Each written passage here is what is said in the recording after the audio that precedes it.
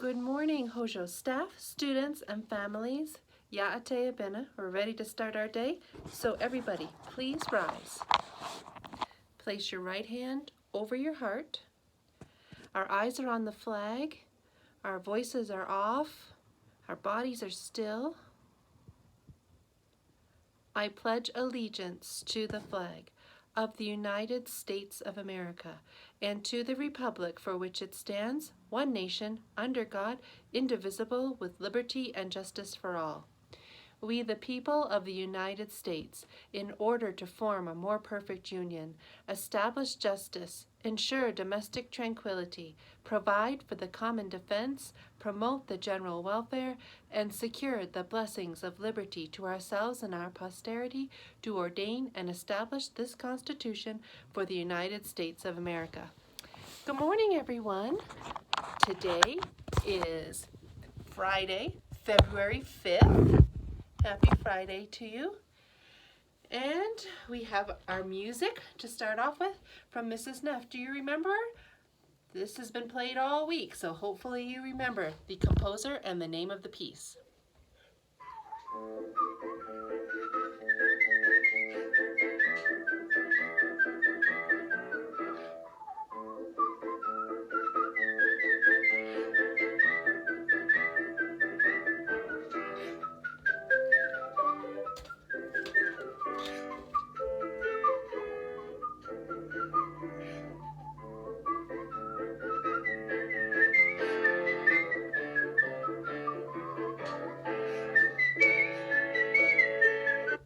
Alla Turca. Do you remember Alla Turca from Piano Sonata number 11 in A major? And Alla Turca meaning of like the Turkish military music. And the composer is Wolfgang Amadeus Mozart. That's right. Okay, our poem this week we've been studying is by Ralph Waldo Emerson, and the name of it is Snowstorm. Hopefully we do not have one of those for a while.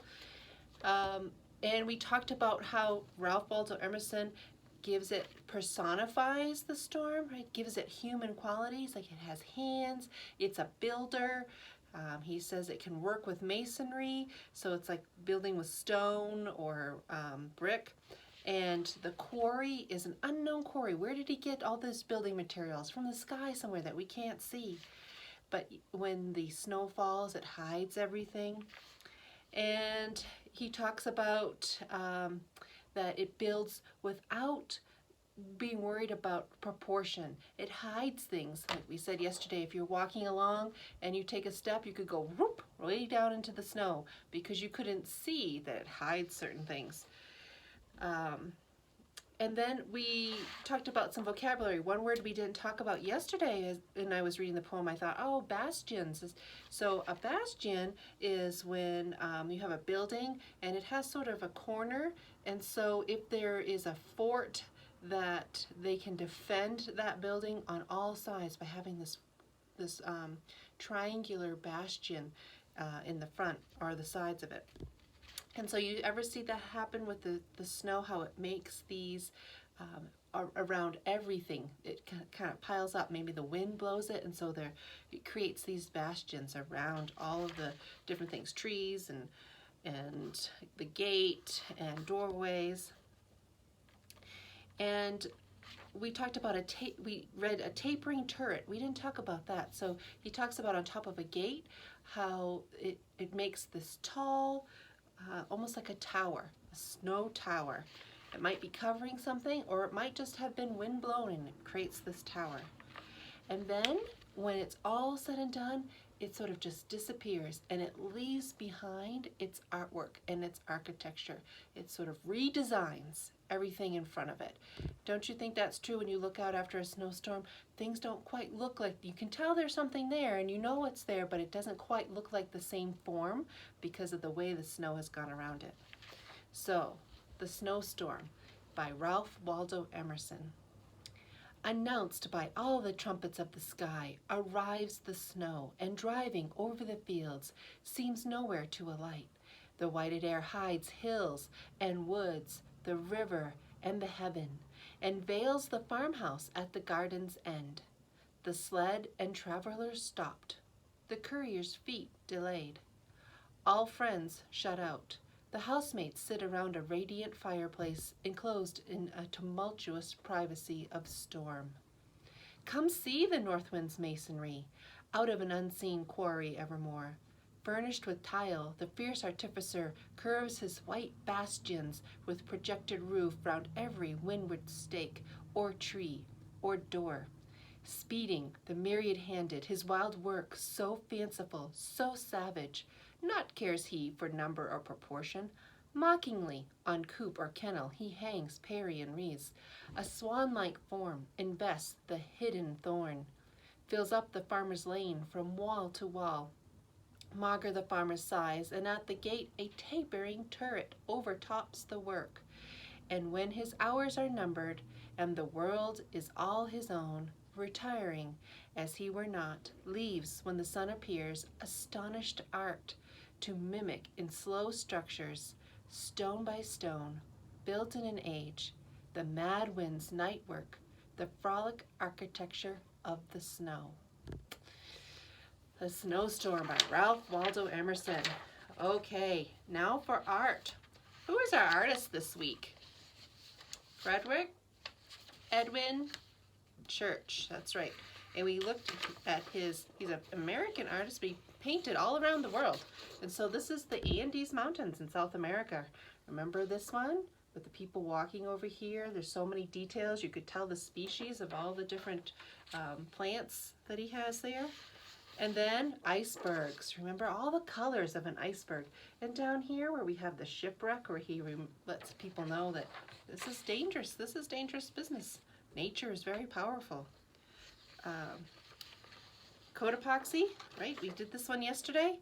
The volcano erupting and the nice calm lake and all the colors.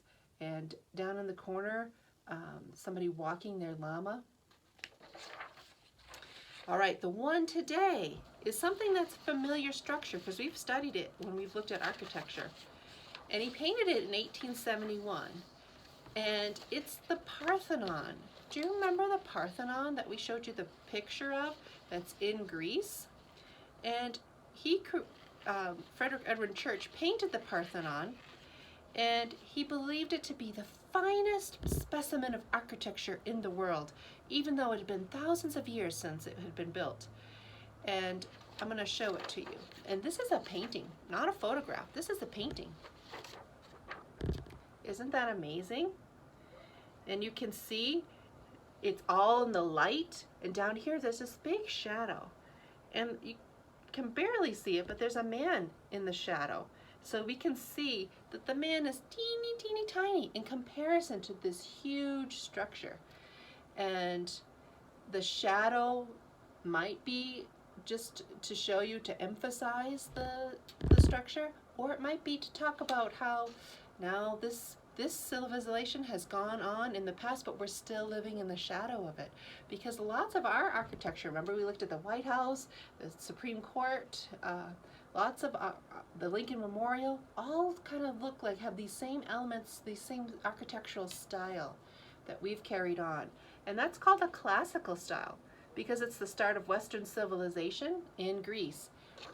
And we studied Western civilization, and our country was founded on those same principles. So, very, very beautiful piece. Okay, Bill of Rights. So, tell me the First Amendment. Congress shall make no law respecting the establishment of religion, or prohibiting the free exercise thereof, or abridging the freedom of speech, or of the press, or the right of the people peaceably to assemble and to petition the government for a redress of grievances. Okay, Sixth Amendment, we're still learning this one, so let's say it together. I'll say it slowly, see if you can remember any parts of it. In all criminal prosecutions, the accused shall enjoy the right to a speedy and public trial by an impartial jury of the state and district wherein the crime shall have been committed, which district shall have been previously ascertained by law, and to be informed of the nature and cause of the accusation, to be confronted with the witnesses against him, to have compulsory process for obtaining witnesses in his favor, and to have the assistance of counsel for his defense. All those, your rights under the Sixth Amendment, the Bill of Rights, the United States Constitution, the longest living Constitution in the world. We should be proud of that. But we should also protect that. It's our job, we the people. Okay, I told you I will not be here next week. I'm going to be at Hillsdale College doing a training. So I wanted to go over the birthdays that we will have. There's no birthdays today, but we do have some for tomorrow. And I want to go over the birthdays for next week also, so that nobody is left out. So Sienna is having a birthday tomorrow. Hope you have a great day, Sienna. Kinley is having a birthday on the 8th. Angelo and Weston are having birthdays on the 11th. I hope you have a great day, gentlemen. Jude is having a birthday on the 13th. Yandine, Valentine's Day. He's having a birthday on the 14th. Castor and Paige are having birthdays on the 15th. And then there is a birthday on the 16th, but I'll be back by then. So again, just some announcements. Remember, if you have a brother or sister who is, or if you know somebody who will be 5 years old by September 1st and wants to come to kindergarten at Hojo for next year, make sure they sign up. We don't have as many spots this year as we have had in the past. Sports, we are going to be able to have sports. We just don't have the details of when the different seasons will start. So we're going to get that to you. Let's see, Mrs. Neff is offering choir singing on Wednesdays, 10:15 to 10:45 or 2:30 to 3 o'clock. And if you are interested, you can let me know, or if you have Mrs. Neff's email, you can let Mrs. Neff know directly if you are interested in that.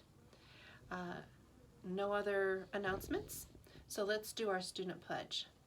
I will do the good, I will learn the true, and I will love the beautiful. I hope you have a great day today, a great weekend, and a great week next week.